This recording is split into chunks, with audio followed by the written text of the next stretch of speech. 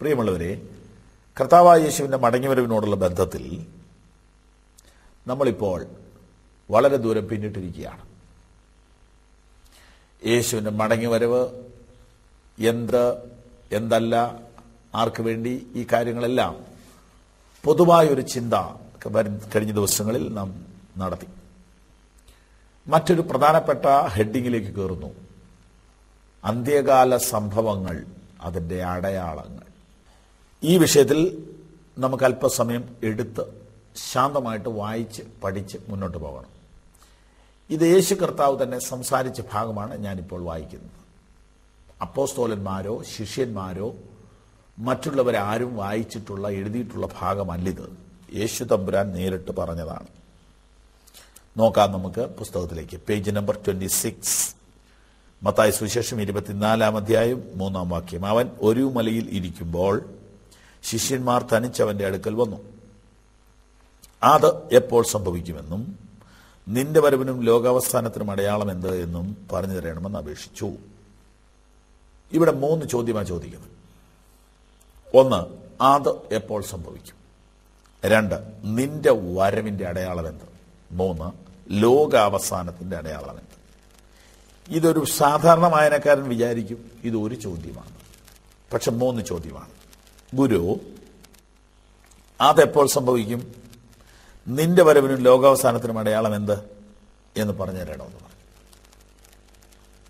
അതെപ്പോൾ സംഭവിക്കും എന്ന് പറഞ്ഞത് ഒരു പ്രത്യേക കാര്യമാണ്. 2, നിന്റെ വരവ്.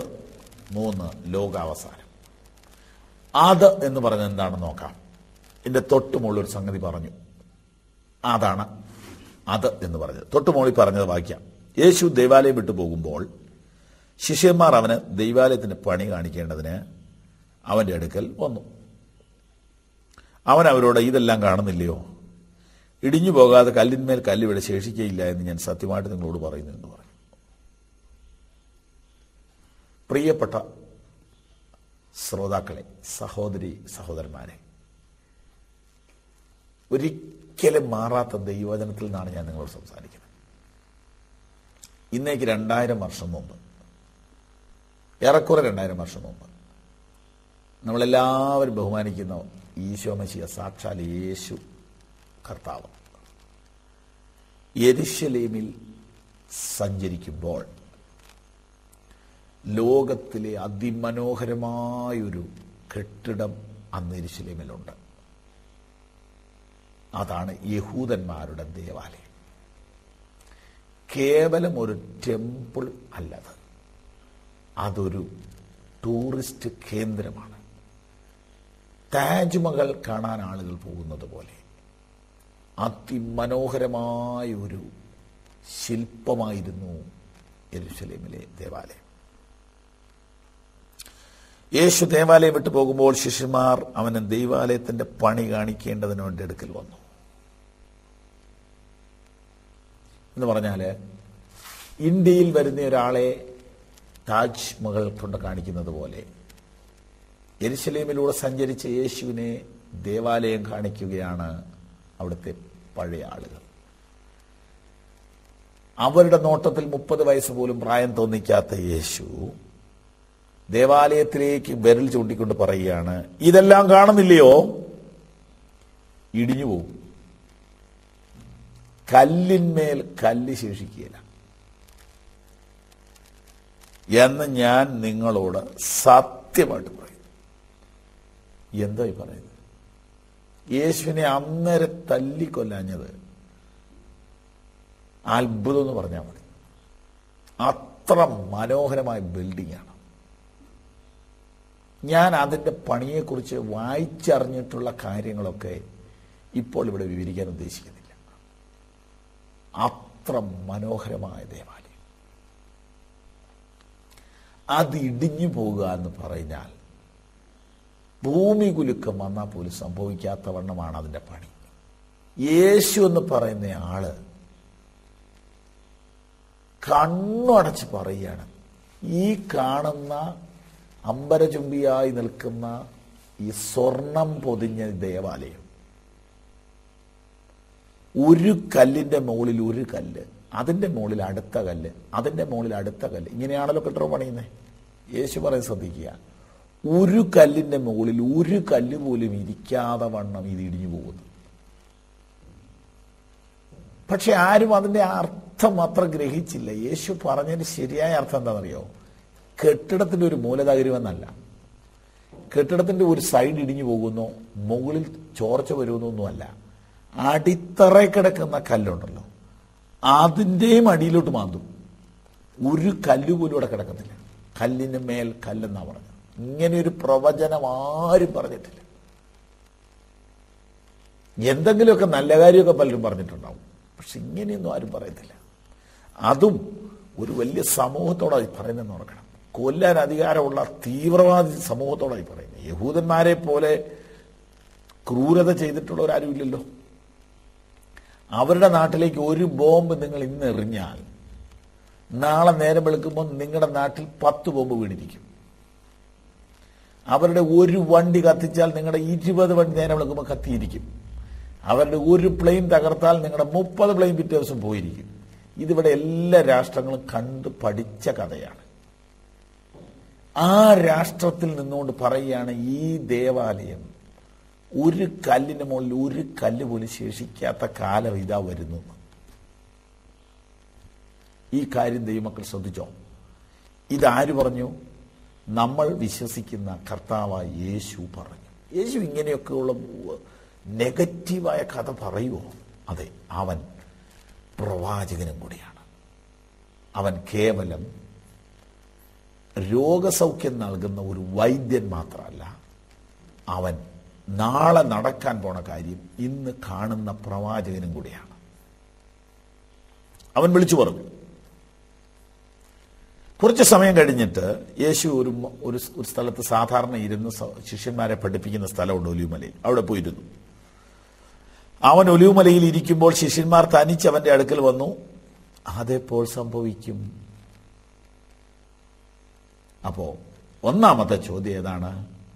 ദേവാലയം എപ്പോൾ ഇടിഞ്ഞു വീഴും? ഇതാണ് ആദ്യത്തെ ചോദ്യം. രണ്ടാമത്തെ ചോദ്യം, നിന്റെ വരവിന്റെ അടയാളം എന്താണ്? മൂന്നാമത്തെ ചോദ്യം, ലോകാവസാനത്തിന്റെ അടയാളം എന്താണ്? ഈ 3 ചോദ്യങ്ങൾക്ക് ഉത്തരം ഈ അധ്യായത്തിൽ പറഞ്ഞിരിക്കും. അപ്പോൾ ഒന്നാമത്തെ ചോദ്യം, എപ്പോൾ യെരൂശലേം ദേവാലയം തകർക്കപ്പെടും? ചരിത്രം പഠിച്ചിട്ടുള്ളവർക്കറിയാം, യേശു ഇത് പറയുമ്പോൾ ഏറെക്കുറെ AD 30 നമുക്ക് സങ്കല്പിക്കാം. AD 30 ഇരിക്കട്ടെ. അത് കഴിഞ്ഞ് 40 വർഷം കഴിഞ്ഞപ്പോൾ അത് സംഭവിച്ചു. AD 70 ടൈറ്റസ് എന്ന പേരുള്ള കൈസറുടെ കാലത്ത്, തീത്തോസ് കൈസർ, അദ്ദേഹത്തിന്റെ കാലത്ത് ജെറുസലേം ദേവാലയം നശിപ്പിക്കപ്പെട്ടു. ഇത് ചരിത്രമാണ്. AD 70 ജെറുസലേം ദേവാലയം തകർക്കപ്പെട്ടു. അതിന്റെ പിന്നിൽ പല പല കാരണങ്ങളുണ്ട്. ഏതൊരു സംഭവത്തിനും ഒരു രാഷ്ട്രീയ കാരണം കാണും, ഒരു സാമുദായിക കാരണം കാണും. ഞങ്ങൾ പറയും ഒരാത്മീക കാരണമുണ്ട്. അത് ആരും കാണുന്നില്ല. ഇതെന്താ ഇങ്ങനെ സംഭവിച്ചേ? അതിന്റെ പിന്നിൽ ഒരു ആത്മീയ കാരണമുണ്ട്. അത് നിങ്ങൾക്ക് പിന്നീടേ മനസ്സിലാവുള്ളൂ. ജെറുസലേം ദേവാലയം തകർക്കപ്പെട്ടു. അത് ഇടിച്ച് തകർത്ത കൂട്ടത്തിൽ ആരോ അന്നത്തെ കൈസറോട് പറഞ്ഞു, ഇതിന്റെ ഫൗണ്ടേഷനിൽ സ്വർണ്ണം ഉരുക്കി ഒഴിച്ചിട്ടുണ്ട്. കെട്ടിടം ഇടിച്ച് തകർത്ത് പോരെ, അതിനകത്തുള്ള സ്വർണം, അതിനകത്ത് ഈ പാത്രങ്ങള്, വിളക്കുകള്, തൂണുകളൊക്കെ സ്വർണം. ഓക്കെ, അതെല്ലാം എടുത്തു. അതെല്ലാം യുദ്ധത്തിന്റെ ഭാഗങ്ങളാണല്ലോ. ആരോ ഇയാളോട് പറഞ്ഞു കൊടുത്തു, യഹൂദന്മാരും വലിയ പുള്ളികളാണ്, ഇതിന്റെ ഫൗണ്ടേഷനിൽ സ്വർണം ഉരുക്കി ഒഴിച്ചാണ് കല്ലിട്ടിരിക്കുന്നത്. അതുകൊണ്ട് പുള്ളി പറഞ്ഞു, ഇതിനെ ഇന്നത്തെ കാലത്താണെങ്കിൽ ബുൾഡോസർ വെക്കാം, പൊക്ലിൻ കൊണ്ടുവന്ന് ഇളക്കാം. അന്ന് ആനകളെ കെട്ടി അതിശക്തമായ കലപ്പകൾ ഉപയോഗിച്ച് ആനയെ കെട്ടി അത് ഇളക്കിച്ചു എന്നാണ് ചരിത്രം പറയുന്നത്. അങ്ങനെ ആനയെ ഉപയോഗിച്ച് ഈ കരുത്തനായ ദേവാലയത്തിന്റെ അടിത്തറ ഉഴുതു മറിച്ചു. എന്തിന്? അടി സ്വർണം ഉണ്ടോ നോക്കാൻ. സ്വർണം കിട്ടിയോന്നൊന്നും അറിയാൻ മേല. പക്ഷേ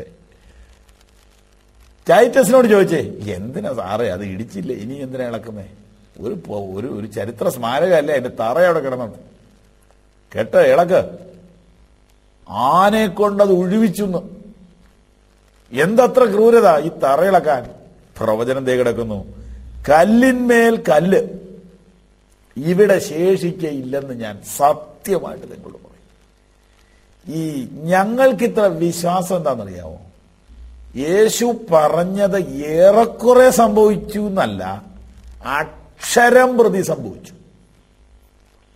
അതായത് കാലാവസ്ഥാ നിരീക്ഷകർ പറയും, അടുത്ത 48 മണിക്കൂർ നേരത്തേക്ക് ശക്തമായ കാറ്റ് അടിക്കാനും അടിക്കാതിരിക്കാനും സാധ്യതയുണ്ട്. ഇതിനെ നമുക്ക് വിശ്വസിക്കാൻ പറ്റില്ല. കാരണം ഇവിടെ പല കാര്യങ്ങളും തെറ്റി. ഇതുപോലെ രാഷ്ട്രീയ പ്രവാചകന്മാരുണ്ട്. ഈ കഴിഞ്ഞ നമ്മുടെ പൊതുതെരഞ്ഞെടുപ്പിലെ പ്രവചനം മുഴുവൻ തെറ്റിയില്ലേ?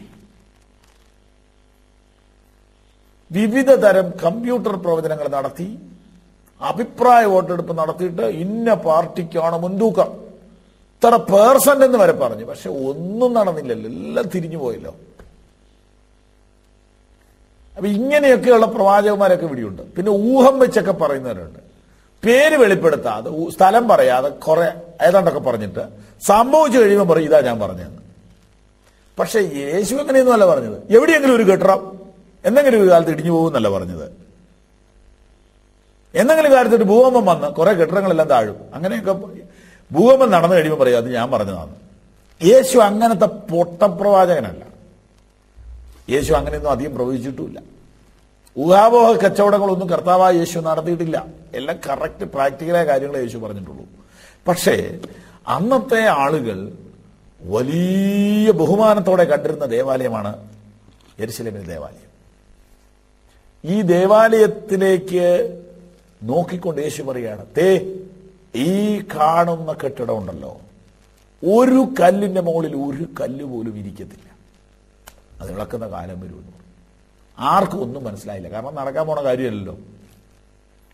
നടക്കാൻ പോണ കാര്യമല്ല. യെരുശലേം ദേവാലയം തകർക്കുക എന്നുള്ളത് ചിന്തിക്കാൻ പറ്റില്ല. 40 കൊല്ലം കഴിഞ്ഞപ്പോൾ യേശു പറഞ്ഞ പ്രവചനം കൃത്യമായിട്ട് നിറവേറി. അത് കൃത്യമായിട്ട് നിറവേറാൻ വേണ്ടിയാണ് ഈ സ്വർണം ഒഴുക്കിയിട്ടുണ്ടെന്നുള്ള കഥ കൂടെ ആരോ പറഞ്ഞുണ്ടാക്കിയത്. ഇതൊക്കെ ചരിത്രം വായിച്ചാൽ നിങ്ങൾ അറിയാതെ ബൈബിൾ വായിക്കാൻ തുടങ്ങും. ചരിത്രം നിഷേധിക്കാൻ പറ്റില്ലല്ലോ. തീത്തോസ് കൈസറുടെ ഭരണകാലത്തെക്കുറിച്ചുള്ള ചരിത്രം വായിച്ചാൽ ഉടൻ തന്നെ നിങ്ങൾക്ക് ബൈബിൾ വായിക്കണമെന്നുള്ള ചിന്തയുണ്ടാകും. യേശു പറഞ്ഞു 40 കൊല്ലം കഴിഞ്ഞപ്പോൾ ഈ സംഭവം നടന്നു. പക്ഷെ യേശു പറഞ്ഞിട്ട് ഉടൻ തന്നെ ശിഷ്യന്മാരെ എടുത്തുവന്ന് ചോദിക്കുകയാണ്, അതെപ്പോൾ സംഭവിക്കും?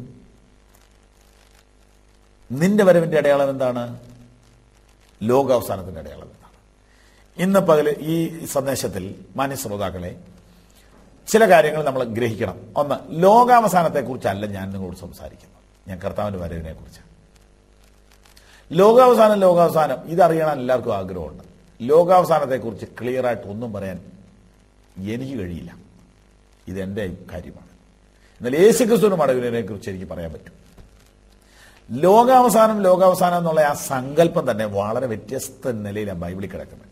പിന്നെ പാവപ്പെട്ട ആളുകൾ എന്തൊക്കെയോ പറഞ്ഞു പിടിപ്പിച്ചു, ലോകാവസാനം ഉടനെ വരാൻ പോവുകയാണെന്നൊക്കെ ഇങ്ങനെ പറഞ്ഞിട്ടുണ്ട്. പക്ഷെ അതൊന്നും ബൈബിളിൽ അങ്ങനെ കാണുന്നില്ല. ഈ യുഗത്തിന് അവസാനമുണ്ട്. ഈ ഭൂമിയോടുള്ള ബന്ധത്തിൽ ഒരു ചേഞ്ചുണ്ട്. ആകാശത്തിനൊരു ചേഞ്ചുണ്ട്. സമുദ്രത്തിനൊരു വ്യത്യാസമുണ്ട്. അതൊക്കെ പടിപടിയായിട്ട് ബൈബിളിൽ കിടപ്പുണ്ട്. വേണ്ടവർക്ക് പഠിക്കാം. വെളിപ്പാട് പുസ്തകം 21-ാം അധ്യായം 1-ാം വാക്യം, ഞാൻ പുതിയ ആകാശവും പുതിയ ഭൂമിയും കണ്ടു.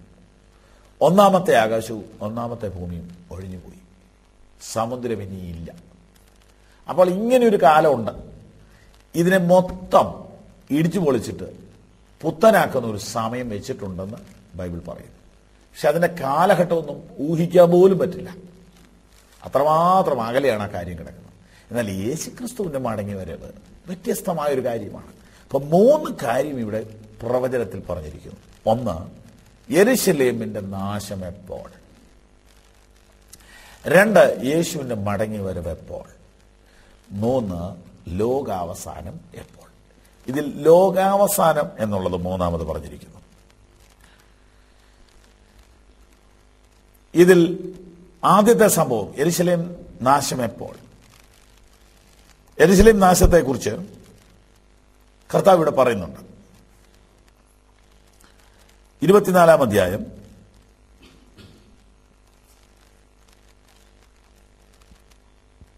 15 മുതലുള്ള വാക്യങ്ങൾ.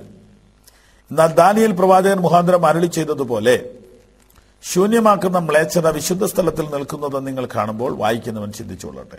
അന്ന് യഹൂദിയിലുള്ളവർ മലകളിലേക്ക് ഓടട്ടെ. വീട്ടിന്മേൽ ഇരിക്കുന്നവൻ വീട്ടിലുള്ളത് എടുക്കേണ്ടതിന് ഇറങ്ങരുത്. വയലിലുള്ളവൻ വസ്ത്രമെടുപ്പാൻ മടങ്ങിപ്പോകരുത്. അക്കാലത്ത് ഗർഭിണികൾക്കും മുലകുടിപ്പിക്കുന്നവർക്കും അയ്യോ കഷ്ടം. എന്നാൽ നിങ്ങളുടെ ഓടിപ്പോക്ക് ശീതകാലത്തോ ശവത്തിലോ സംഭവിക്കാതിരിക്കാൻ പ്രാർത്ഥിപ്പീൻ. ലോകാരംഭം മുതൽ ഇന്നുവരെയും സംഭവിച്ചിട്ടില്ലാത്തതും ഇനിമേലാൽ സംഭവിക്കാത്തതുമായ വലിയ കഷ്ടം അന്നുണ്ടാകും. ആ നാളുകൾ ചുരുങ്ങാതിരുന്നാൽ ഒരു ജഡവും രക്ഷിക്കപ്പെടുകയില്ല. വൃതന്മാർ നിമിത്തമോ ആ നാളുകൾ ചുരുങ്ങും. അന്ന് ആരാനും നിങ്ങളോട് ഇതാ ക്രിസ്തു ഇവിടെ അല്ല അത് അവിടെ എന്ന് പറഞ്ഞാൽ നിങ്ങൾ വിശ്വസിക്കരുത്. ഇവിടെ പറഞ്ഞിരിക്കുന്ന ഈ ചില ഭാഗങ്ങളൊക്കെ യെരുശലേം നാശത്തോട് ബന്ധപ്പെട്ടതാണ്. തന്റെ ശിഷ്യന്മാരും തന്നെ വിശ്വസിക്കുന്നവരുമായ ആളുകൾക്കൊരു ചെറിയ മുന്നറിയിപ്പ് കൊടുക്കുകയാണ്. അന്ന് നിങ്ങൾ ഈ യുദ്ധം തുടങ്ങുമ്പോൾ, യെരുശലേമിന്റെ നാശത്തിനുള്ള ലക്ഷണം കണ്ടു തുടങ്ങുമ്പോൾ, ഇതിനെ ആക്രമിക്കുവാൻ ചില ആളുകൾ വരുമ്പോൾ, ഈ ആലയം ദൈവത്തിന്റെ വ്യവസ്ഥ വിട്ടൊക്കെയുള്ള കളി ആലയത്തിൽ നടന്നുകൊണ്ടിരിക്കുകയാണ്. ഞാനൊന്ന് വിവരിച്ചോട്ടെ. കർത്താവ് വന്ന സമയത്ത് ഈ ആലയം ഒരു ബിസിനസ് കേന്ദ്രമായി പോയി. പല മതങ്ങളുടെയും വലിയ സ്ഥാപനങ്ങളൊക്കെ കൊള്ള സംഘമായി തീർന്നുകൊണ്ടിരിക്കുക എന്നുള്ള കാര്യം പരസ്യമായ ഒരു രഹസ്യമാണല്ലോ. ഇതുപോലെ തന്നെ യെരുശലേം ദേവാലയവും നല്ല സ്വർണം കൊണ്ടാണ് ഉണ്ടാക്കിയെങ്കിലും ഭയങ്കര കൊള്ളക്കാരെ കൊണ്ട് അത് നിറഞ്ഞിരിക്കുകയായിരുന്നു. മതപരമായ എല്ലാ സ്ഥാപനങ്ങളും വലിയ പണത്തിന്റെ തിരിമറി നടക്കുന്ന സ്ഥലമായിട്ട് മാറുക. കാരണം ഭയങ്കര കാണിക്ക ഇവിടെ വരുന്നുണ്ടല്ലോ. ഈ പണം മറിക്കാനായിട്ടാണ് കൈക്കാരന്മാരും പാർട്ടികളും എല്ലാം ഇതിനിടെ കയറി മറിഞ്ഞ് ഭയങ്കര അഴിമതിയുടെ വലിയ കേന്ദ്രം, ഹെഡ് ഓഫീസായിട്ട് മതങ്ങൾ മാറുക. യേശു വന്ന സമയത്ത് ഈ ദേവാലയത്തിലോട് ചെന്നിട്ട് ഇങ്ങനെ വിളിച്ചു പറഞ്ഞു, നിങ്ങൾ എന്റെ ആലയം വ്യാപാരശാലയാക്കി കളഞ്ഞു എന്ന് ആദ്യം പറഞ്ഞു. പിന്നെ ഒരു 2 കൊല്ലം കഴിഞ്ഞ ആലയത്തിൽ ചെന്നിച്ച് പറഞ്ഞു, നിങ്ങൾ എന്റെ ആലയം കള്ളന്മാരുടെ ഗുഹയാക്കി കളഞ്ഞു. കണ്ടോ, ഈ ദേവാലയത്തിനകത്ത് യേശു പോയിട്ടുണ്ട്. യേശു പോയിട്ട് ആദ്യം പറയാം, നിങ്ങൾ ഇതിനെ ഒരു ബിസിനസ് കേന്ദ്രമാക്കി. ഇന്ന് പകലിൽ ഈ സന്ദേശം കേൾക്കുന്ന സുഹൃത്തുക്കളെ ഞാൻ ചോദിക്കട്ടെ, മതപരമായ സ്ഥലങ്ങളൊക്കെ ഇപ്പോൾ ഒരു ബിസിനസ് കേന്ദ്രമല്ലേ? അവിടെയല്ലേ പ്രധാന കച്ചവടങ്ങളൊക്കെ നടക്കുന്നത്? വാസ്തവത്തിൽ ഇത് കച്ചവടത്തിന് വേണ്ടിയുള്ള സ്ഥലമാണോ? ദൈവത്തെ ആരാധിക്കാനുള്ള സ്ഥലമല്ലേ? അവിടെയല്ലേ പ്രധാന ബിസിനസ് കേന്ദ്രമായിട്ട് ഇപ്പം മാറിയിരിക്കുന്നത്? ഇതാണ് യേശു പറഞ്ഞത്. അത് കഴിഞ്ഞിട്ട് 2-3 കൊല്ലം കഴിഞ്ഞ് വീണ്ടും ആ ദേവാലയത്തിൽ കയറിയിട്ട് യേശു പറയും, നിങ്ങൾ ഇതിനെ കള്ളന്മാരുടെ ഗുഹയാക്കി കളഞ്ഞു എന്ന് പറഞ്ഞ വലിയ കൊള്ളത്തലവന്മാർ കിടക്കുന്നത് ഇപ്പൊ പള്ളിയിലാണ്. ക്ഷമിക്കണം, നമ്മുടെ ഇവിടുത്തെ കാര്യമല്ല, ഞാൻ യെരുശലേമിലെ കാര്യമാണ് പറഞ്ഞത്. അപ്പൊ വാസ്തവത്തിൽ അത്രമാത്രം അതപ്പതിച്ചൊരു കാലമായിരുന്നു അത്. കുറച്ചുകൂടെ മുമ്പോട്ട് പോയി യേശു പറയും, ഇത് നശിക്കുമെന്ന് പറഞ്ഞല്ലോ. യേശുവിനെ കുരിശിച്ചതും ഈ യഹൂദന്മാരല്ലേ? അവര് പറഞ്ഞൊരു വാചകം നിങ്ങളുടെ ഓർമ്മയിൽ ഞാൻ കൊണ്ടുവരാം. യേശുവിനെ ക്രൂശിക്കാൻ നേരത്തെ യഹൂദന്മാർ വിളിച്ചു പറഞ്ഞൊരു വാക്കുണ്ട്, അവന്റെ രക്തം ഞങ്ങളുടെ മേലും ഞങ്ങളുടെ മക്കളുടെ മേലും വരട്ടെ എന്ന്. പീലാത്തോസ് എന്ന ന്യായാധിപൻ പറഞ്ഞു, ഇവൻ നീതിമാനാ, ഈ നീതിമാനായ ആളെ കൊല്ലാൻ വിധിച്ചാൽ അവന്റെ രക്തം എന്നോട് ചോദിക്കുകയില്ലേ, അതുകൊണ്ട് എനിക്കതിൽ പങ്കില്ല എന്ന് പറഞ്ഞ് അയാൾ കൈ കഴുകിയപ്പോൾ അയാൾ വെള്ളം എടുത്ത് കൈ കഴുകി. അന്നത്തെ ന്യായാധിപൻ പരസ്യ സ്ഥലത്ത് വെച്ച് വെള്ളം മേടിച്ച് കൈയിൽ ഒഴിച്ചു. കൈ ഇങ്ങനെ കഴുകിയിട്ട് പറഞ്ഞു, ഈ നീതിമാന്റെ രക്തത്തിൽ എനിക്ക് പങ്കില്ല. ഇത് പറയുമ്പോൾ യഹൂദന്മാർ അവിടെ കിടന്ന് അട്ടഹസിച്ചുകൊണ്ട് പറയുകയാണ്, അവന്റെ രക്തം ഞങ്ങളുടെ മേലും ഞങ്ങളുടെ മക്കളുടെ മേലും വരട്ടെ. ആ പറഞ്ഞ സംഭവം 40 കൊല്ലം കഴിഞ്ഞപ്പോൾ നടന്നു. യഹൂദന്റെ മേലും അവന്റെ മക്കളുടെ മേലും കഠിനമായ ന്യായവിധി വന്നു. ചോര ഒഴുകി. യേശുവിന്റെ രക്തം ഗത്സമനാത്തോട്ടം മുതൽ ഗോൽഗോത്ത കുന്നുവരെ ഒഴുകിയെങ്കിൽ തുള്ളി തുള്ളിയായി വീണെങ്കിൽ യഹൂദന്റെ രക്തം പുഴ പോലെ ഒഴുകി. കൂട്ടക്കൊലയാണ് യെരുശലേമിൽ നടന്നത്. ചരിത്രമാണ് ഞാൻ നിങ്ങളോട് പറയുന്നത്. വേദം പറയുകയല്ല, ചരിത്രം പറയുക. അതിന്റെ ഒടുവിലാണ് ദേവാലയം അടിയെ ഉഴുതുമറിച്ചത്. ഇങ്ങനെയുള്ള ഈ കൂട്ടമായ കൊല ഈ യെരുശലേമിലേക്ക് സംഭവിക്കുമ്പോൾ, സൈന്യങ്ങൾ യെരുശലേമിനെ വളഞ്ഞിരിക്കുന്നത് കാണുമ്പോൾ എന്ന് പറഞ്ഞുകൊണ്ട് ഈ പ്രവചനത്തെ ദൈവത്തിന്റെ ആത്മാവ് ഇവിടെ നിങ്ങൾക്ക് വിശദീകരിച്ചു തരുന്നു. ലൂക്കോസിന്റെ സുവിശേഷത്തിൽ ഈ കാര്യം പറഞ്ഞിട്ടുണ്ട്. ഞാൻ വായിച്ചു കേൾപ്പിക്കാം. അത് എപ്പോൾ സംഭവിക്കുമെന്ന ചോദ്യത്തിന് യേശു പറയുന്നത് കേട്ടോണം. ലൂക്കോസ് 21:20. സൈന്യങ്ങൾ യെരുശലേമിനെ വളഞ്ഞിരിക്കുന്നത് കാണുമ്പോൾ അതിന്റെ ശൂന്യകാലം അടുത്തിരിക്കുന്നു എന്നറിഞ്ഞുകൊള്ളുവീൻ. കർത്താവിന്റെ ശിഷ്യന്മാരും ഒക്കെ യെരുശലേമിലാണ് താമസിക്കുന്നത്. കർത്താവിനെ വിശ്വസിക്കുന്നവർ ഓടിക്കോളനാണ് കർത്താവ് പറയുന്നത്. കേട്ടോ, സൈന്യങ്ങൾ യെരുശലേമിനെ വളഞ്ഞിരിക്കുന്നത് കാണുമ്പോൾ. 40 കൊല്ലം കഴിഞ്ഞപ്പോൾ സൈന്യം വളഞ്ഞെന്ന്. ഒരു സുപ്രഭാതത്തിൽ ഒരു വലിയ സൈന്യം യെരുശലേമിന് ചുറ്റും ഒരു മതിലങ്ങ് കെട്ടിയെന്ന സൈന്യം കൊണ്ട്. ഇത് കാണുമ്പോൾ രക്ഷിക്കപ്പെട്ട ദൈവമക്കൾക്ക് ഇത് ഓർമ്മ വരും. മിശിഹാ തമ്പുരാൻ പറഞ്ഞ കാര്യം കാണുമ്പോൾ അതിന്റെ ശൂന്യകാലം അടുത്തിരിക്കുന്നെന്ന് അറിഞ്ഞുകൊള്ളുവീൻ. അന്ന് യഹൂദിയിലുള്ളവർ മലകളിലേക്ക് ഓടിപ്പോകട്ടെ, അതിന്റെ നടുവിലുള്ളവർ പുറപ്പെട്ടു പോകട്ടെ, നാട്ടുമ്പുറങ്ങളിലുള്ളവർ അതിൽ കടക്കരുത്. എഴുതിയിരിക്കുന്നതെല്ലാം നിവൃത്തിയാകരുത്. ആ നാളുകൾ പ്രതികാരകാലമാകുന്നു. വാക്യ നമ്പർ ലൂക്കോസ് 21:20, പേജ് നമ്പർ 85. ഞാൻ പ്രവചനമാണ് നിങ്ങളോട് പറയുന്നത്. യേശു പറഞ്ഞു. ആരോട്? യേശു ഇവിടുന്ന് പോവും. തന്റെ ശിഷ്യന്മാർ ഈ യെരുശലേമിൽ കൂടിയൊക്കെ നടപ്പുണ്ട്. പക്ഷെ സൈന്യങ്ങൾ ഇതിനെ വളയുന്ന കാണുമ്പോൾ എതിർക്കാൻ നിൽക്കരുത്, നിങ്ങൾ ഓടിക്കണമെന്ന്. അങ്ങനെ ഈ അപ്പോസ്തലന്മാരും കൂട്ടരും ഇത് കണ്ട് അവിടുന്ന് മാറി രക്ഷപ്പെട്ടു. പക്ഷെ ആ ഓടിപ്പോക്ക് ഭയങ്കര തണുപ്പ് സമയത്ത് സംഭവിക്കാതിരിക്കാൻ പ്രാർത്ഥിച്ചോളാൻ യേശു പറഞ്ഞിരിക്കുക. മഞ്ഞ് വീഴുന്ന തണുപ്പത്താണ് യുദ്ധം വരുന്നതെങ്കിൽ സ്ത്രീകളെ കുഞ്ഞുങ്ങളെ കൊണ്ട് ഓടാൻ പറ്റില്ല. എത്ര കറക്റ്റാ പ്രവചനം. ശബത്തിൽ ഇവർ ഓടത്തില്ല. ശബത്തിൽ സംഭവിക്കാതിരിക്കാൻ പ്രാർത്ഥിച്ചോളാൻ. അപ്പൊ പ്രാർത്ഥിച്ചാൽ കാര്യങ്ങൾക്ക് ചേഞ്ച് വരുമെന്ന് അവിടെയും വെളിപ്പെടുന്നു. പോകട്ടെ, അതെപ്പോൾ സംഭവിക്കും? ഇതാ ചോദ്യം. അതുടനെ സംഭവിക്കും. അപ്പോ കർത്താവിന്റെ വരവിനെ കുറിച്ചുള്ള പ്രവചനങ്ങൾ നിങ്ങൾ പഠിക്കുമ്പോൾ ആദ്യം ഇത് പഠിക്കണം. യെരുശലേമിന്റെ നാശത്തെക്കുറിച്ച് ആദ്യം പറഞ്ഞു. ഇത് നടക്കുന്നത് കാണുമ്പോൾ നിങ്ങൾ ഓർത്തോണം, ഇത് നടക്കുമെന്ന് ഭൂമിയിൽ ആരെങ്കിലും വിശ്വസിച്ചോ? ഇന്നത്തെ അത് നടന്നു കഴിഞ്ഞു. അതിനേക്കാൾ ശക്തമായിട്ടായിരിക്കും ഇനി അടുത്തത് വരാൻ പോണം. യേശു കർത്താവ് ഈ ഭൂമിയിൽ വെച്ച് തന്റെ ശുശ്രൂഷ ചെയ്തുകൊണ്ടിരിക്കുമ്പോൾ യെരുശലേം ദേവാലയത്തെ നോക്കി ഇത് തകരുമെന്ന് പറഞ്ഞു. മാത്രമല്ല, യേശുവിന്റെ മടങ്ങിവരവിനെ കുറിച്ച് യേശു സംസാരിച്ചു. ലോകാവസാനത്തെക്കുറിച്ച് അർത്ഥം വരുന്ന സംഭാഷണങ്ങൾ യേശു നടത്തി. ഈ കാര്യങ്ങളുടെ അടയാളം എന്താണെന്നും ഇതെപ്പോൾ എങ്ങനെയൊക്കെ സംഭവിക്കുമെന്നും അറിയുവാൻ ശിഷ്യന്മാർ വാസ്തവമായി ആഗ്രഹിച്ചു. ആ സമയത്ത് അവർ ചോദിച്ച 3 ചോദ്യങ്ങളെക്കുറിച്ച് കഴിഞ്ഞ ദിവസം ചിന്തിച്ചല്ലോ. ഒന്നാമത് ചോദിച്ചത് അതെപ്പോൾ സംഭവിക്കും, അതായത് യെരുശലേമിന്റെ നാശം എപ്പോൾ സംഭവിക്കും. അത് ചോദിച്ചപ്പോൾ യേശു അതിന് ചില അടയാളങ്ങളൊക്കെ പറഞ്ഞു. സൈന്യങ്ങൾ യെരുശലേമിനെ വളഞ്ഞിരിക്കുന്നത് കാണുമ്പോൾ ഞാൻ ഈ പറഞ്ഞത് നിങ്ങൾ ഓർത്തോണം, രക്ഷപ്പെടുകയില്ല, ഇനിയൊരു ചാൻസ് ഇല്ല, ഓടിക്കോണം എന്നാണ് യേശു പറഞ്ഞത്. അത് മനസ്സിലാക്കി ശിഷ്യന്മാർ ഓടി രക്ഷപ്പെട്ടു എന്നാണ് ചരിത്രം പറയുന്നത്. യെരുശലേം തകർന്നുപോയി. ആ ദേവാലയം അന്ന് തകർന്നിട്ട് ഇന്ന് വരെ പണിതിട്ടില്ല. അന്ന് തകർന്നു പോയിട്ട് അതിനുശേഷം യഹൂദന്മാർ ലോകത്തിന്റെ നാനാഭാഗങ്ങളിലേക്ക് ചിതറി ഓടി. യഹൂദന്മാർ ഇവിടെ വന്നു, കൊച്ചിയിൽ താമസിച്ചു, എറണാകുളത്ത് താമസിച്ചു. അവർ ബുദ്ധിജീവികളും മിടുക്കന്മാരുമായതുകൊണ്ട് എല്ലാ ബിസിനസ്സുകളിലും അവർ ഏർപ്പെട്ടു. എങ്കിലും അവർക്ക് സ്വന്തമായ ഒരു രാഷ്ട്രമോ ദേവാലയമോ ആരാധനയോ ഇല്ലാതെ ലോകത്തിന്റെ നാനാഭാഗങ്ങളിൽ അവർ അലഞ്ഞു തിരിഞ്ഞു. പക്ഷെ അവർ മറ്റെല്ലാവരെക്കാളും മതപരമായി നല്ല ഉറപ്പുള്ള ഒരു വേരവർക്കുള്ളതിനാൽ അവരെവിടെ പോയാലും അവർ മറ്റ് ജാതികളോട് ഇടകലരാതെ അവരവരുടെ കാസ്റ്റ് സൂക്ഷിച്ചു. അങ്ങനെ അവർ വീണ്ടും യെരുശലേമിലേക്ക് ഇതാ മടങ്ങി വരുന്നു. ഈ വിഷയമെല്ലാം നമ്മുടെ വിഷയത്തോടുള്ള ബന്ധത്തിലെ പഠന വിഷയമാണ്. യഹൂദൻ പലസ്തീനിലേക്ക് മടങ്ങി വരുമ്പോൾ യേശുവിന്റെ മടങ്ങിവരവ് അടുത്തു എന്ന് സൂചനയുണ്ട്. അത് അടുത്ത ദിവസം നാം പഠിക്കും. അന്ന് ചിതറിയോടിയ യഹൂദൻ എന്ന് തിരികെ വരും, അന്ന് നിങ്ങൾ ഓർത്തോണം യേശു മടങ്ങി വരാറായി എന്ന്. ഇതാണ് ഇതിന്റെ സൂചന. ഇതെല്ലാം അടുത്ത ദിവസങ്ങളിൽ നാം പഠിക്കാൻ പോവുകയാണ്. എന്നാൽ ഇന്നത്തെ ഭാഗം, ഒന്നാമത്തെ അടയാളം നോക്കാം. യേശു പറഞ്ഞത്, ഞാൻ ക്രിസ്തു എന്ന് പറഞ്ഞ അനേകർ എന്റെ പേരെടുത്ത് വന്ന് പലരെയും തെറ്റിക്കും. ആരും നിങ്ങളെ തെറ്റിക്കാതിരിക്കാൻ സൂക്ഷിച്ചുകൊള്ളില്ല. അപ്പൊ ഒന്നാമത്തെ അടയാളമായിട്ട് യേശു പറഞ്ഞത് കള്ളക്രിസ്തുക്കൾ. കള്ളക്രിസ്തുക്കൾ. ഇതിനോടകം ഞാൻ ക്രിസ്തുവാണ് എന്ന് അവകാശപ്പെട്ട ചിലരെ കുറിച്ചെങ്കിലും നിങ്ങൾ കേട്ടിട്ടുണ്ടോ?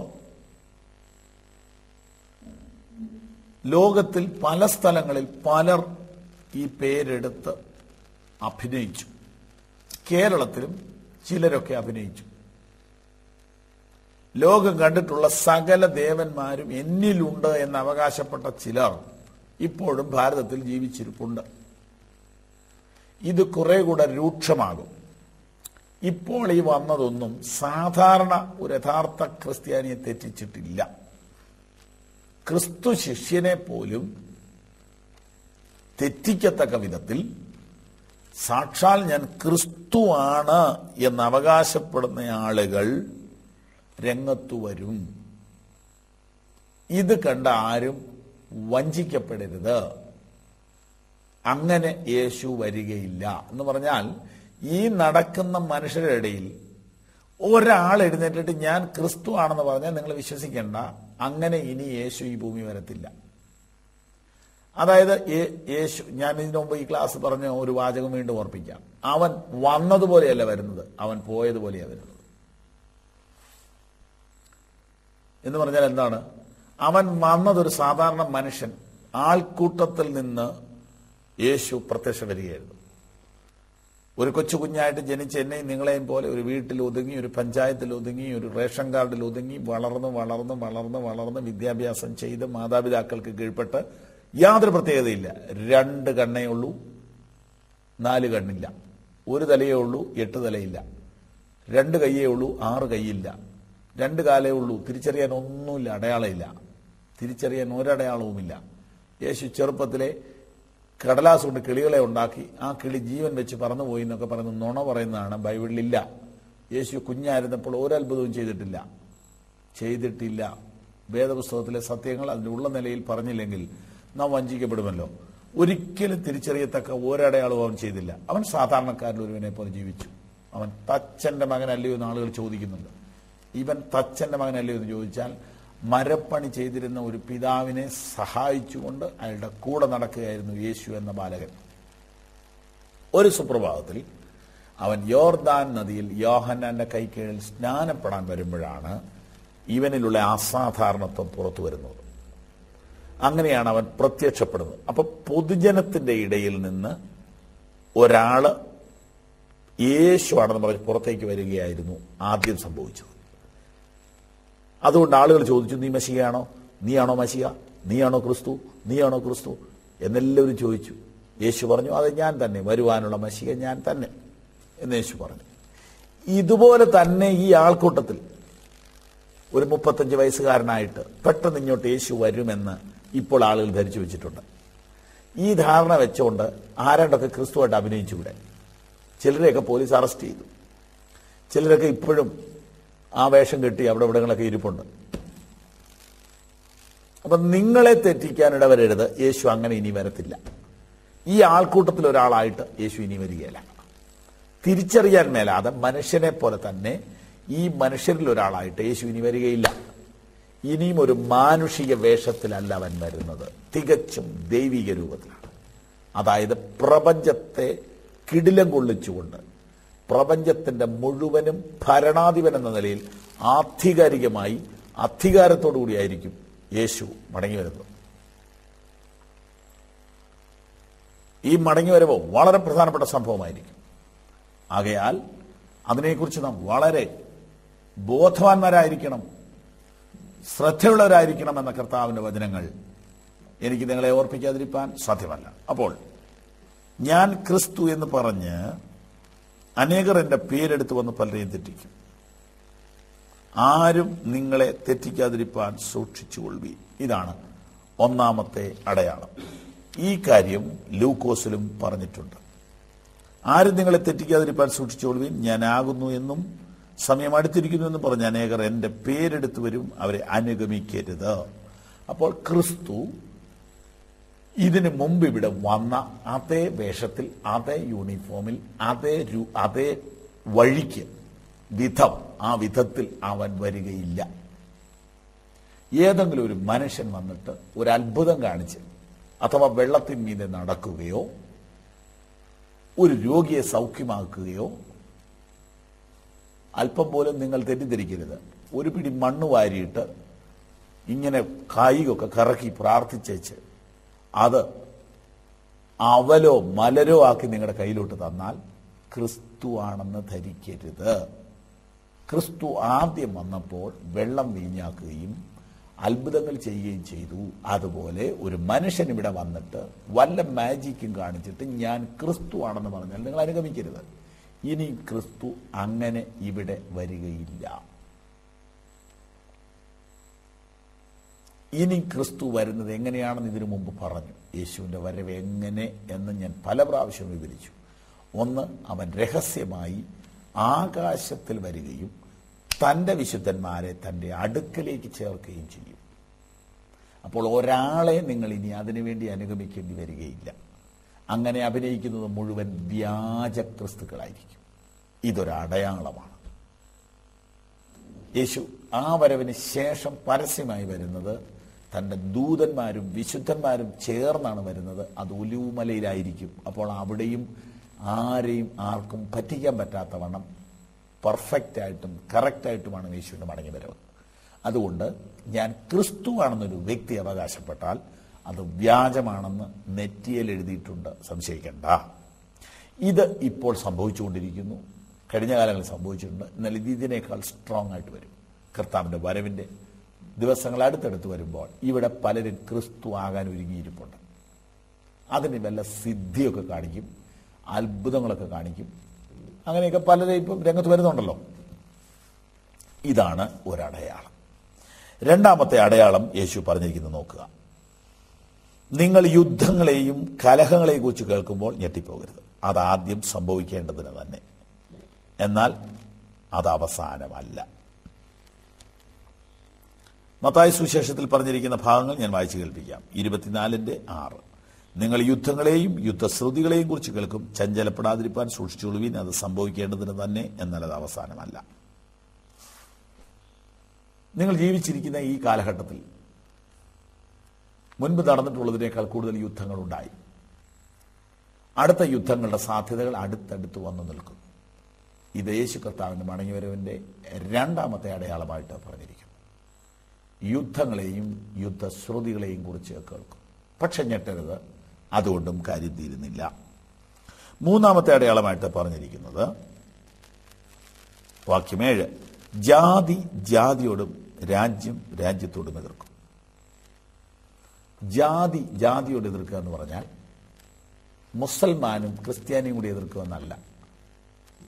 ഒരു ജാതി തന്നെ അതേ ജാതിയോട് എതിർക്കും. ജാതി ജാതിയോട് എതിർക്കും എന്ന് പറയുമ്പോൾ ആളുകൾ ധരിച്ചിരുന്നത് ഹൈന്ദവനും മുസൽമാനും കൂടി അടിക്കുന്നതാണ്. അല്ല, ഹൈന്ദവനും കൂടി അടിക്കും, മുസൽമാനും കൂടി അടിക്കും, ക്രിസ്ത്യാനിയും കൂടി അടിക്കും. ജാതി തന്നെ ജാതിയോട് എതിർക്കും. രണ്ട് സ്ഥലത്തും പറഞ്ഞിരിക്കുന്ന അടയാളമാണ് ജാതി ജാതിയോടും രാജ്യം രാജ്യത്തോടും എതിർക്കും. ഇതാണ് മൂന്നാമത്തെ അടയാളം. ഇതിനു മുമ്പ് എങ്ങും ഉണ്ടാകാത്ത വിധം അന്തഛിദ്രങ്ങൾ എല്ലാ രാജ്യത്തും ആരംഭിച്ചു. ജാതി ജാതിയോട് എതിർക്കുന്നു. ഇറാൻ ഇറാഖ് യുദ്ധം എത്ര കാലം നീണ്ടുനിന്നു? എത്ര കോടി ചെലവാണതിന്? എത്ര കിണറുകൾ കത്തി? എത്ര നിരപരാധികൾ മരിച്ചു? ഒരേ ജാതി, അവർ തമ്മിലടി.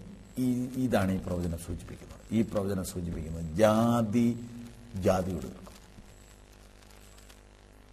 ഇനി അത് കൂടാൻ പോവുകയാണ്. മറ്റൊരു മതക്കാരനുമായി വഴക്കുണ്ടാക്കാൻ വേണ്ടി കൂട്ടിവെച്ച ആയുധങ്ങൾ തമ്മിലടിക്കാൻ ഉപയോഗിക്കാൻ പോവുകയാണ്. ഡേറ്റ് ഇട്ട് നിങ്ങൾ എഴുതി വെച്ചോളൂ. ഞാൻ ഈ ടെലിവിഷനിലൂടെ വരുന്ന ഈ പൊതു സന്ദേശമായതുകൊണ്ട് ഞാൻ പേരെടുത്ത് പറയുന്നില്ല. മറ്റൊരു ജാതിയെയോ മറ്റൊരു മതക്കാരനെയോ ഒതുക്കാൻ വേണ്ടിയാണ് ആയുധം ഉണ്ടാക്കിയത്. അതിനുവേണ്ടിയാണ് കരാട്ടെ പഠിച്ചത്, കളരിപ്പയറ്റ് പഠിച്ചത്. അതിനുവേണ്ടിയാണ് ഒരു ചെറുപ്പക്കാരെ ഗുണ്ടായുസം പഠിപ്പിച്ച് മറ്റൊരുത്തനെ ഉപദ്രവിക്കാനും തല്ലാനും അടിക്കാനും ഒടിക്കാനും ഒതുക്കാനും കൊല്ലാനും വേണ്ടിയുള്ള ട്രെയിനിങ് പല മതങ്ങളിലും നടക്കുന്നുണ്ടല്ലോ. ആർക്കും നിഷേധിക്കാൻ പറ്റുകയല്ലോ. സുവിശേഷം പ്രസംഗിക്കുന്നവരൊഴിച്ച് ബാക്കി എല്ലാ മതക്കാരും ഒരു കൂട്ടം ഗുണ്ടകളെ വളർത്തുന്നുണ്ട്. തല്ലാനും കൊല്ലാനും, വേണ്ടി വന്നാൽ ചാവേർപ്പടയാകാനും ഒരു ടീമിനെ സജ്ജമാക്കി ചെറുപ്പക്കാരെ വളരെ വൃത്തികെട്ട നിലയിൽ ഒരുക്കിക്കൊണ്ടിരിക്കുക. എന്നാൽ നിങ്ങൾ എഴുതി വെച്ചോളൂ, അങ്ങനെയുള്ള വല്ല പ്രവർത്തനത്തോടും ബന്ധമുള്ള വല്ല സുഹൃത്തുക്കളും എന്നെ കേൾക്കുന്നതുകൊണ്ട് നിങ്ങൾ എഴുതി വെച്ചോളൂ. നിങ്ങൾ ഉണ്ടാക്കി വെച്ചിരിക്കുന്ന ഈ ആയുധം, നിങ്ങൾ പഠിപ്പിച്ച ഈ ചെറുപ്പക്കാർ നിങ്ങൾക്കെതിരെ തിരിയുമെന്ന് ഒരു സുവിശേഷകൻ പ്രവചിച്ചു പറയുകയാണ്. അതിനൊന്നും വിഷമിക്കേണ്ട, ആരും ഒന്നും ചെയ്യേണ്ട. വഴക്ക് നിങ്ങളുടെ അകത്തു നിന്ന് പുറപ്പെടും. നിങ്ങൾ ഉണ്ടാക്കി വെച്ചിരിക്കുന്ന ആയുധം എടുത്ത് നിങ്ങൾ ചേട്ടൻ അനിയനെ വെട്ടും, അനിയൻ അളിയനെ വെട്ടും. അങ്ങനെ ഈ കൊലപാതക രാഷ്ട്രീയം തമ്മിൽ വെട്ടി നശിക്കാൻ പോകുന്നുവെന്ന് ആരെയും തല്ലാൻ പഠിപ്പിക്കാത്ത സുവിശേഷകന്മാർ പ്രവചിച്ച് പറയുകയാണ്. അത് ഈ രാജ്യത്തും സംഭവിക്കാൻ പോവുക. എന്ത് വിലവെടുത്തും തീവ്രവാദത്തെ അമർച്ച ചെയ്യുമെന്ന് നമ്മുടെ പ്രധാനമന്ത്രി ഈ ആഴ്ചയിലും പറഞ്ഞു കഴിഞ്ഞു. പക്ഷേ എത്രയോ ദേവാലയങ്ങൾ പോലെയുള്ള സ്ഥാപനങ്ങളിൽ ഇപ്പോഴും ആയുധം ഉപയോഗിക്കാൻ പഠിപ്പിച്ചുകൊണ്ടിരിക്കുന്നു. എത്രയോ രഹസ്യ സങ്കേതങ്ങളിൽ മതപരമായ വർഗീയമായ അടുത്ത ലഹളയ്ക്കുള്ള ട്രെയിനിങ് നടന്നുകൊണ്ടിരിക്കുന്നു. എങ്ങനെ ഒരു മനുഷ്യന് ചാവേർപ്പടയിൽ അംഗമാകാമെന്ന ക്ലാസ് ഇപ്പൊ നടന്നുകൊണ്ടിരിക്കുകയല്ലേ. ഇനിയും യാതൊരു സർക്കാരിനും ഒതുക്കാൻ മേലാതവണ്ണം തീവ്രവാദം ഇവിടെ ശക്തിപ്പെട്ടു കഴിഞ്ഞു. ബിൻ ലാദനെ ഒതുക്കാൻ എത്ര ലക്ഷം നിരപരാധികളെ വധിച്ചു. എവിടെ ബിൻ ലാദൻ? സാധിക്കില്ല. നിങ്ങൾക്ക് തീവ്രവാദത്തെ ഒതുക്കാൻ കഴിയുകയില്ല. ഒരിക്കലും ഈ നയങ്ങൾ കൊണ്ടൊന്നും ഇതിന് പരിഹാരമില്ല. ഇത് അന്ത്യകാല ലക്ഷണങ്ങളാണെന്ന് വേദപുസ്തകം പറയുന്നു. അത് ഞാൻ നിങ്ങളോട് വിളിച്ചു പറയുന്നു. ജാതി ജാതിയോട് എതിർക്കും, രാജ്യം രാജ്യത്തോട് എതിർക്കും. രാജ്യത്തെ ഉപദ്രവിക്കുന്നത് പുറത്തുനിന്ന് ഒരാളല്ല, രാജ്യത്തിനകത്തുനിന്ന് ഒരാളായിരിക്കും. പുറത്തുനിന്നൊരാൾ വന്നിട്ടുള്ള ആക്രമണമൊക്കെ നമുക്ക് സഹിക്കാം. ഇതിനകത്തു നിന്നുള്ള ബോംബായിരിക്കും ഇതിനെ തകർക്കുന്നത്. ഇതിനകത്തു നിന്നുള്ള തീവ്രവാദിയായിരിക്കും ഇതിനകത്ത് തീ കത്തിക്കാൻ പോകുന്നത്. ജാതി ജാതിയോട് എതിർക്കും, കക്ഷി കക്ഷിയോട് എതിർക്കും. എന്തിനു പറയുന്നു? ക്രൈസ്തവ സമൂഹത്തിലെ പ്രധാന വഴക്ക് പുറത്തുനിന്നല്ല, അകത്തുനിന്നാണല്ലോ. അതിന്റെ വഴക്ക് തീർക്കാനല്ലേ കോടതികളിൽ ഇങ്ങനെ നാളുകളായിട്ട് കേസുകൾ നടക്കുന്നത്. മതം മതത്തോട് എതിർക്കുന്നു, ജാതി ജാതിയോട് എതിർക്കുന്നു, രാഷ്ട്രം രാഷ്ട്രത്തോട് എതിർക്കുന്നു. യേശു പറഞ്ഞിട്ട് പോയ സംഭവമാണിത്. മറ്റൊരു വിഭാഗക്കാരനെ അടിക്കാനും കൊല്ലാനും വെട്ടാനും ആയുധങ്ങൾ ഉണ്ടാക്കി വയ്ക്കുകയും ആയുധം ഉപയോഗിക്കാൻ പഠിപ്പിക്കുകയും ചെയ്തുകൊണ്ടിരിക്കുന്നു എല്ലാവരും. പക്ഷെ നിങ്ങൾ ആരെയും വെട്ടണ്ട. നിങ്ങൾ തമ്മിൽ വെട്ടാൻ സമയം അടുത്തു വരുന്നു.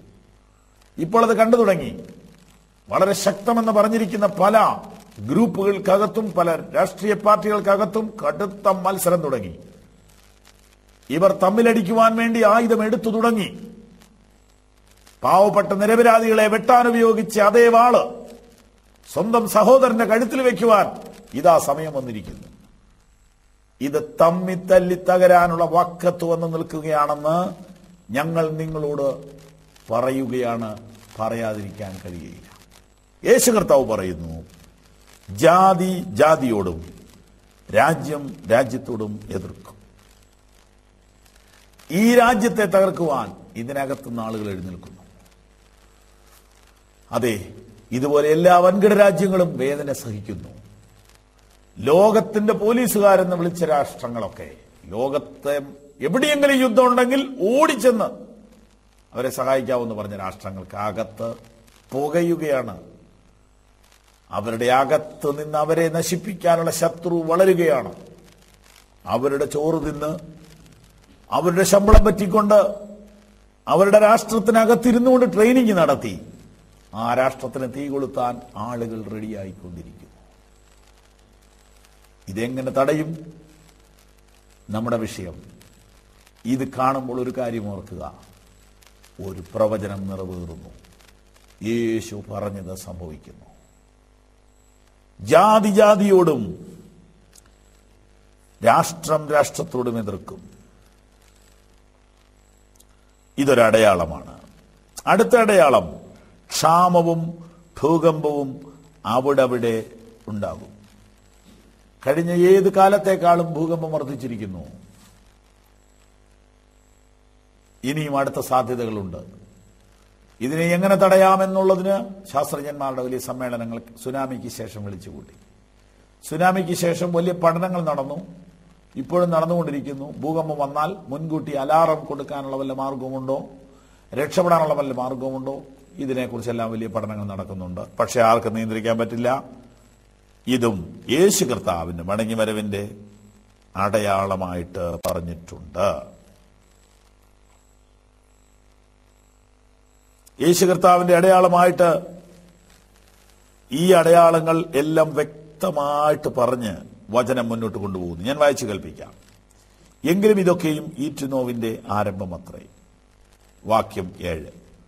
അന്ന് അവർ നിങ്ങളെ ഉപദ്രവത്തിന് ഏൽപ്പിക്കുകയും കൊല്ലുകയും ചെയ്യുന്ന നാമനിർദ്ദേശം സകല ജാതികൾ നിങ്ങളെ പഹിക്കും. പലരും ഇടറി അന്യോന്യം ഏൽപ്പിച്ചു കൊടുക്കുകയും അന്യോന്യം പഹിക്കുകയും ചെയ്യും. കള്ളപ്രവാചകന്മാർ പലരും വന്ന് അനേകരെ തെറ്റിക്കും. അക്രമം പെരുകുന്നതുകൊണ്ട് അനേകരുടെ സ്നേഹം തണുത്തു പോകും. എന്നാൽ അവസാനത്തോളം സഹിച്ചു നിൽക്കുന്നവൻ രക്ഷിക്കപ്പെടും. രാജ്യത്തിന്റെ ഈ സുവിശേഷം സകല ജാതികളോടും സാക്ഷ്യമായി ഭൂലോകത്തിലൊക്കെ പ്രസംഗിക്കപ്പെടും. അപ്പോൾ അവസാനം വരും. ഞാൻ ഒരടയാളം കൂടെ ഈ സന്ദേശത്തിൽ പറയട്ടെ. ഒന്ന്, കള്ളക്രിസ്തുക്കൾ ധാരാളമായി എഴുന്നേൽക്കും. 2, യുദ്ധങ്ങളെയും യുദ്ധശ്രുതികളെയും കുറിച്ച് കേൾക്കും. 3, ജാതി ജാതിയോടും രാജ്യം രാജ്യത്തോടും എതിർക്കും. 4, ക്ഷാമവും ഭൂകമ്പവും ഉണ്ടാകും. 5ാമത്തെ അടയാളമായിട്ട് ഞാൻ പറയാൻ ആഗ്രഹിക്കുന്നത് സർവലോക സുവിശേഷീകരണം. ഈ സുവിശേഷം സകല ജാതികൾക്കും സാക്ഷ്യമായി ഭൂലോകത്തിൽ ഒക്കെയും പ്രസംഗിക്കപ്പെടും. അതായത് ഇന്നേക്ക് 2000 കൊല്ലം മുമ്പ് മെശിഹാ തമ്പുരാൻ പറഞ്ഞ വാക്കുകൾ നമുക്ക് ഓർമ്മയുണ്ട്. നിങ്ങൾ ഭൂലോകത്തിലൊക്കെയും പോയി സകല സൃഷ്ടികളോട് സുവിശേഷം പ്രസംഗിപ്പി. അതിതുവരെ നടന്നിട്ടില്ല. 12 പേരോടാ ഇത് പറഞ്ഞത്. ആ 12 പേർക്ക് ഭൂലോകം മുഴുവൻ പോകാൻ അന്ന് വാഹനമില്ല. പക്ഷെ ഇതെല്ലാം പ്രവചനങ്ങളല്ലേ, ഈ കാലത്തെ ഉദ്ദേശിച്ചാ പറഞ്ഞത്. ഇന്ന് ഈ മെസ്സേജിലൂടെ എത്രയായിരം വീടുകളിലാണ് ഒരു സുവിശേഷകൻ എത്തിയത്. ഈ ഒരു സുവിശേഷ പ്രസംഗം ഈ അരമണിക്കൂർ കൊണ്ട് ആയിരക്കണക്കിന് വീടുകളിലെത്തി. ഇന്ത്യയിലും ലോകത്തിലെമ്പാടുമുള്ള സുവിശേഷകന്മാർ ഇതിനേക്കാൾ വലിയ ടെലിവിഷൻ സൗകര്യങ്ങൾ ഉപയോഗിച്ച്, റേഡിയോ മാധ്യമങ്ങൾ ഉപയോഗിച്ച് ലക്ഷങ്ങളോട് ഓരോ ദിവസവും പ്രസംഗിക്കുന്നു. 5ാമത്തെ അടയാളം ശ്രദ്ധിക്കൂ. ഈ സുവിശേഷം സകല ജാതികൾക്കും സാക്ഷ്യമായി ഭൂലോകത്തിലൊക്കെയും പ്രസംഗിക്കപ്പെടും. ഈ സുവിശേഷം സകല ജാതികൾക്കും സാക്ഷ്യമായി ഭൂലോകത്തിലൊക്കെയും പ്രസംഗിക്കപ്പെടും എന്ന് പറഞ്ഞാൽ ചില രാഷ്ട്രങ്ങളിൽ സുവിശേഷം പ്രസംഗിക്കാൻ ഇപ്പോൾ സ്വാതന്ത്ര്യമില്ല. ചില രാജ്യങ്ങളിൽ സുവിശേഷ പ്രസംഗിയരെ കയറ്റത്തില്ല, ചിലർ കേൾക്കുകയില്ല. പക്ഷെ ഈ പ്രവചനം നിറവേറണം. പ്രസംഗിക്കാൻ പറ്റാത്ത രാജ്യങ്ങളിൽ പ്രസംഗിക്കും, കേൾക്കുകയില്ലെന്ന് പറയുന്നിടത്തെല്ലാം കേൾപ്പിക്കും. ഇതൊക്കെ നടന്ന കാര്യങ്ങൾ നിങ്ങൾക്ക് ഓർക്കാൻ പറ്റുമെങ്കിൽ ഓർക്കുക. സൗദി അറേബ്യയിൽ ഒരു ബൈബിൾ കൊണ്ടുപോകാൻ അനുവാദമില്ലായിരുന്നു. പക്ഷെ കുവൈറ്റ് യുദ്ധത്തിന് ശേഷം അവിടെ മുഴുവനും ബൈബിൾ വന്നു നിറഞ്ഞു.